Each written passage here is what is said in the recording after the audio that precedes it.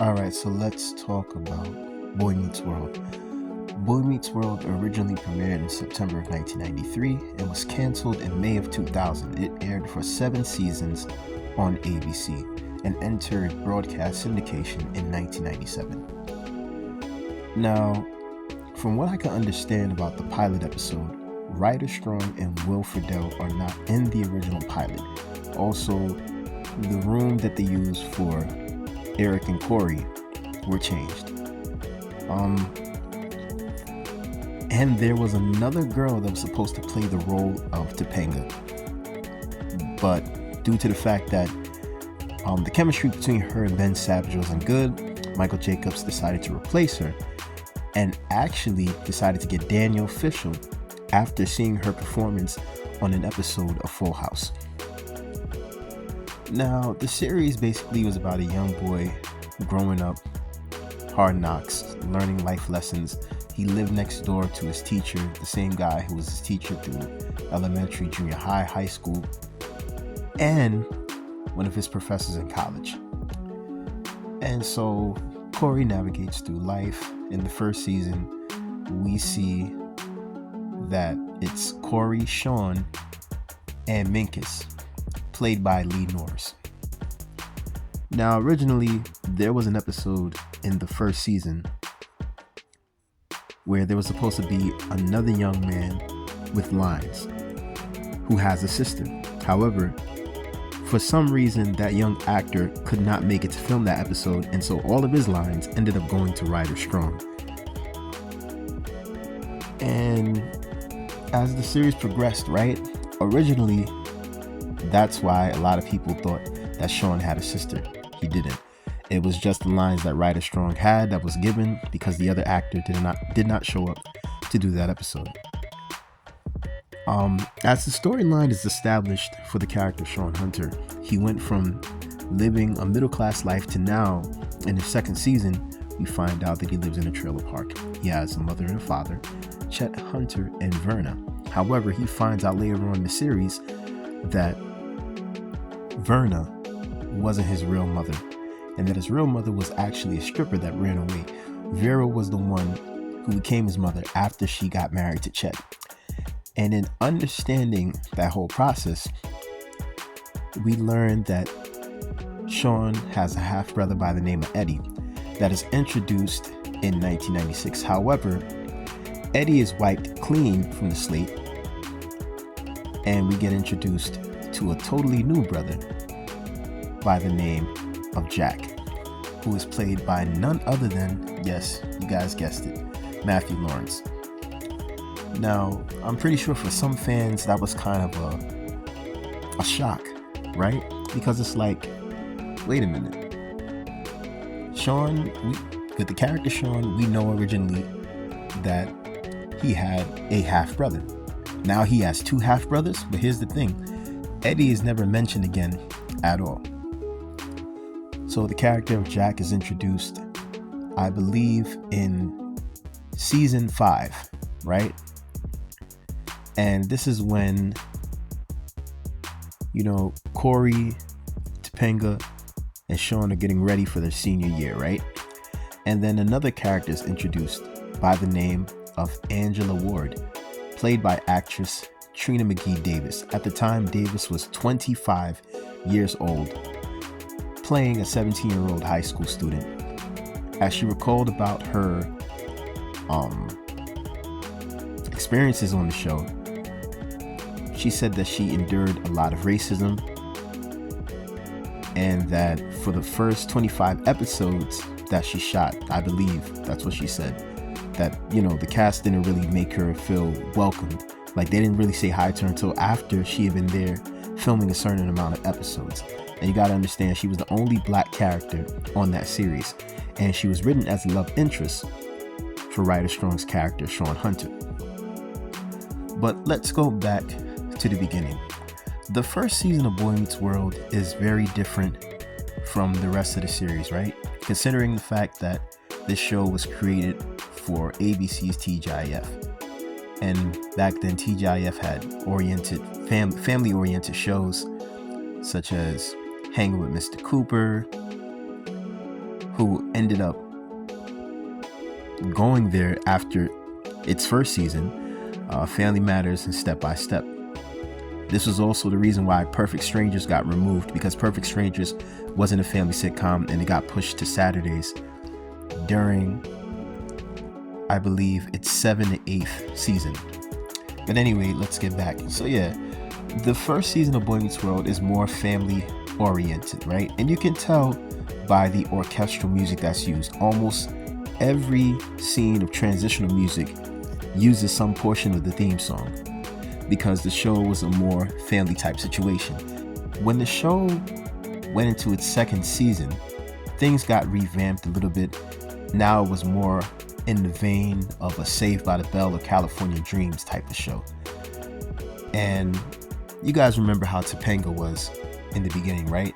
Topanga was this earthy, weird girl. She cared about the planet.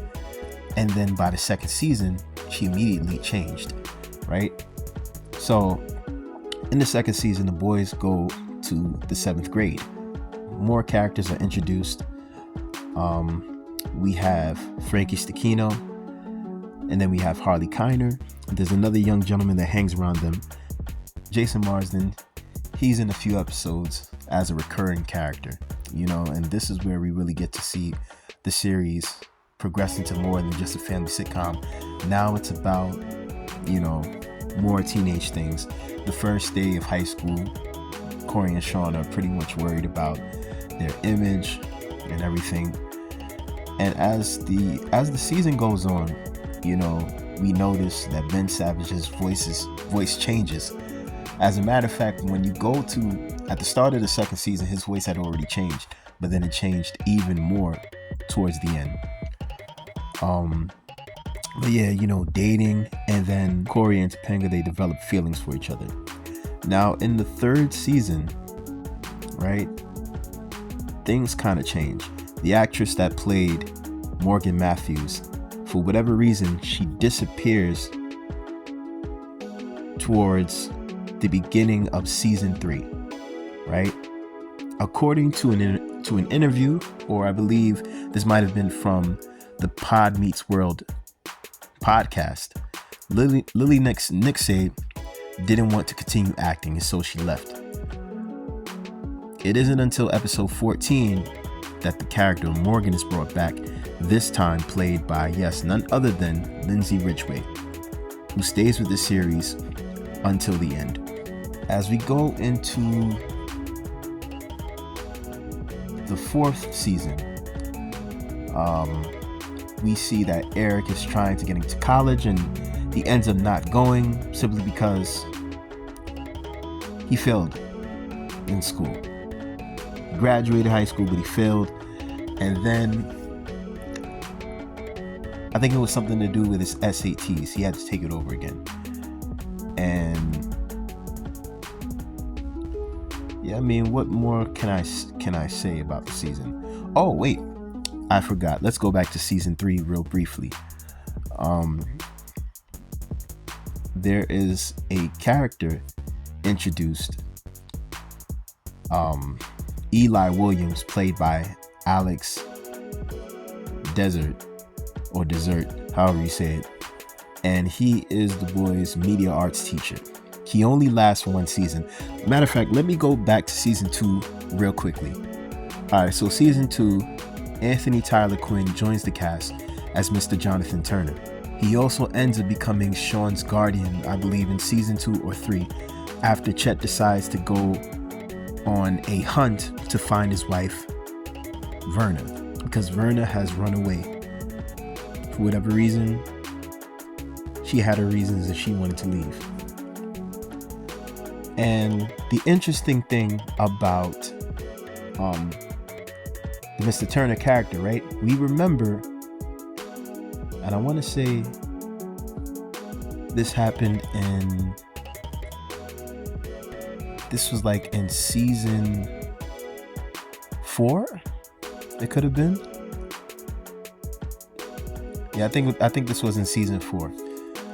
We notice that the character of Jonathan Turner is not as much present in the show as he used to be in the 2nd and 3rd seasons. This had to do with the fact that Anthony Tyler Quinn, he had somewhat of a, I believe it was a production deal to go and do a show for Fox. And for whatever reason, Disney did not want to release him from his contract. And somehow they were able to make some agreement, right? Because at the time he wasn't a free agent.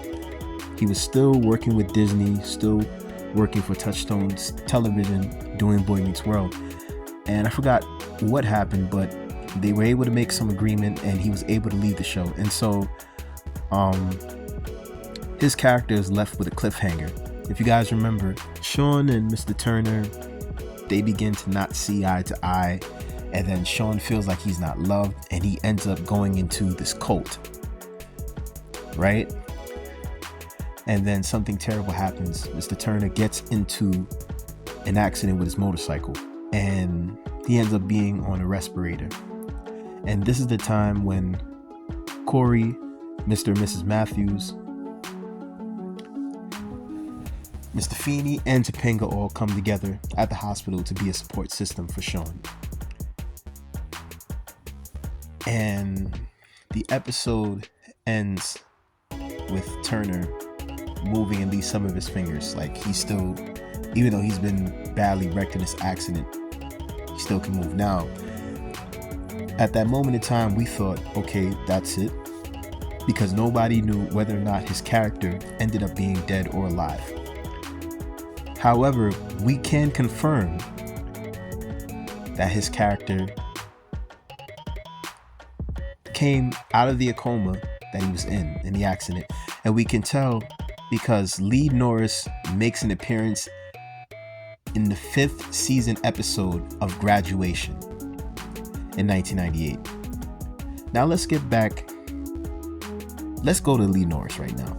Okay, so Lee Norris was an original cast member as Stuart Minkus, affectionately known as Minkus.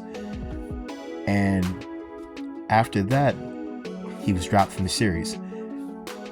If you guys remember, Lee Norris actually worked on another Michael Jacobs production, a show called Almost Home. Years later, right, about like 4 years later, we happen to see the character of Stuart Minkus again, this time graduating. And imagine that, one character who people have not seen for years, when he came back on screen, everybody was so surprised, you know. And the funny thing about it is that I only started watching Boy Meets World probably when I was like in 1st grade. So I never really saw the 1st season until it was in reruns. And then when I saw it, I was like, oh, okay, so that was an original character. Okay. So he comes back in the episode Graduation, and we know in that episode, Minkus and Topanga end up comparing their grades, right? Who's going to be valedictorian, salutatorian, that type of thing. This was also the same episode where Topanga proposed to Corey on their graduation night. Now later on in Girl Meets World, Lee Norris reprises his role as Stuart Minkus, and Minkus and Topanga go back and forth again with their grades. And we also know in this series, Farkle Minkus, Stuart Minkus' son. And people don't realize this later on until like probably, I'm not sure if he was introduced in the 1st season or the 2nd season. But anyway, let's get back to it. So yeah, so all of these things, all of this character development happened with everyone. One of the most drastic things that everybody saw when it came to, how can I say this? When it came to Will Friedle's character is the fact that Eric went from seemingly smart to slightly dumb. And I noticed that with a lot of shows that came out around that time, A lot of the characters that seemed like they had some intelligence, they were dumbed down. Like the first 2 seasons and maybe the first half of season 3, Eric was very articulate. And then throughout the rest of the series, you would see him fumble and do all different types of things, right? Well, that would be due in part to the actor Will Friedle. I believe he talked about there were times that he felt nervous, when it came to his scenes, because he was like, yo, this is a lot of responsibility. And so I think he had a way for the writers to work it in where he literally got a chance for his character to be a little bit more silly. So that way he wouldn't have to be so nervous. Because here's the thing, when you're on a show that airs weekly, once a week, remember, you have the people from the network coming down to see you, the censors. It's a lot of different people to see how this episode is going to play. And then there's a table read. So with that, he just decided that, his character was going to be different. But yeah, he was very nervous. And that's why the character changed from smart to a little bit dumb. And then we have the characters of Amy and Alan Matthews, played by Betsy Randall and William Russ. And their characters mostly for the series stayed the same. Didn't change. Interesting fact, both Betsy Randall and Ryder Strong made appearances on the earlier seasons of Home Improvement. I do not believe that they were in the same episodes. But yeah, they both made an earlier appearance. And I hope that I'm not getting this wrong. I think that Danielle Fishel was on an episode of Home Improvement. I'm not exactly sure. I would have to go and check that. But yeah, so their characters stayed the same. But the biggest thing to happen in the series, it wasn't the interracial relationship between Sean and Angela. And it wasn't even the marriage proposal. It was the night that Corey and Topanga were going to get busy on their prom and found out that Corey was going to have, well, let me put it this way, found out that his mom and dad were going to have a baby. And that baby ended up being named Joshua Matthews. If you guys remember, in season 6, is it season 6? I think it's season 6 or season 7. They end up finding out that Joshua was born premature, and they're praying for him and hoping that, he comes out okay and everything. But and then later on, if you guys remember, after Corey and Topanga got married, there was a little boy who was seen living in their apartment complex, where he says, "I see dead people." And later on, that little boy was in the series finale. Literally, the character Joshua Matthews progressed from an infant to a 5-year-old child. And that little boy was actually Michael Jacobs' son, who played the role of Joshua Matthews in the final episode entitled A Brave New World. I remember watching that episode. It was on a Friday night, how the series has always been aired. And I believe that it was an hour-long special. And at that time, Boy Meets World had already been in syndication for 3 years. And then it later on went to the Disney Channel. And it had, I think, a 5 or 6 year run on Disney Channel. And then, lo and behold, we get the series Girl Meets World, which premieres in 2014. But what was the interesting thing about Girl Meets World? The fact that they brought back the character. They brought back the character Joshua Matthews, and now this time he is literally the same age as his niece. But the most amazing thing about the series finale of Girl Meets World is that it brought back some of the key characters, and even one recurring character. Mr. Turner was brought back. Lee Norris's character, Stuart Minkus, was brought back. And then you have Lily Nixey and Lindsay Ridgway both playing the dual role of Morgan Matthews. As I'm looking at this series finale, this might have been a figment of the imagination for the girl, the Corey's daughter, and I'm trying to remember her name. You know, is it Maya or is the other girl Maya? Or is her name Riley? You see, I have to check this stuff again. But yeah, I find that interesting because it's like, yo, they literally brought back a lot of people. But the funniest scene in Girl Meets World, it was the time that Corey and Sean and Topanga and the whole family ended up going back to Philadelphia. And basically, I believe they went to go dig up something. And as soon as they went to dig it up, lo and behold, Mr. Feeney comes out and shines light in their face. Now, the amazing thing is that they were able to recreate the set from 1993. The only sad thing about it is that the house wasn't recreated.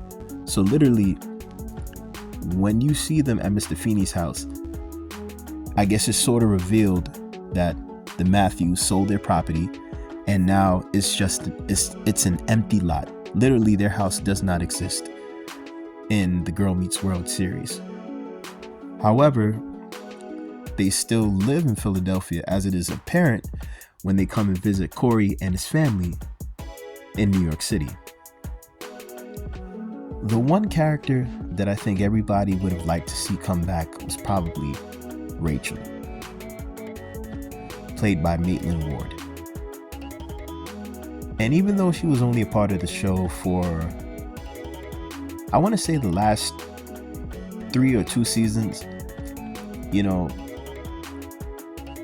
her character gave a little bit of an edge. And I say that because as she, I think she said this in an interview, her character was literally was like a sex image, right? And she said, and she was honest. And here's the thing, you got to understand, Boy Meets World went through a lot of changes. You had kids that were watching the show. Then those kids grew up from elementary to junior high, then high school. And then by the time the series ended, most of them were already preparing to go to college. So the show had taken quite a turn. It went from kid stuff to quickly in the next few years to adult humor. We also remember there was an episode that dealt with drinking, right? And Sean was trying to mask his problems. In that particular episode, he and his brother Jack end up fighting back and forth. Jack reveals that the reason why his mother left Chet was because of the fact that Chet was an ugly drunk. And that's how